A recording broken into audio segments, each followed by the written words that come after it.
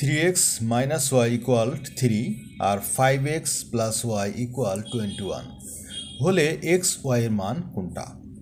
এখানে দেখুন যে 3x minus y equal 3 আছে আর 5x plus y equal 21 আছে।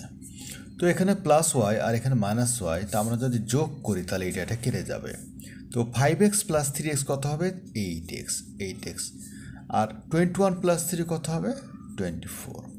এখন আমরা x এর সহ কত? 8, তাই 8 দ্বারা ভাগ করি, এই যে 8 দ্বারা ভাগ করি, কেটে গেল। তাহলে x সমান সমান কত হবে? 24কে 8 দ্বারা ভাগ করুন, কত হবে? 3। এই যে x এর ভ্যালুটা আমরা 3 পেলাম, এইটা ইকুয়েশন এই 1, আপনারা ধরতে পারেন এটা ইকুয়েশন 1, এটা ইকুয়েশন 2। হ্যাঁ, কথা এখানে আমরা বসায় দেব, বসায় দিই। দেখেন এক্স এর মান 3 বসাবো, তার মানে 3x মাইনাস ওয়াই ইকুয়াল 3। তো 3 যা 3 থাকলো, 3-র সাথে x এর গুণ রিলেশন আছে, তাই x এর সমান মানে 3 মাইনাস ওয়াই সমান সমান 3। তো 3 তার কত? 9 হয়, 9 মাইনাস এখানে প্লাস 3 আছে, ইকুয়াল জন্য এই পাশে চলে আসলে কি হয়? -3।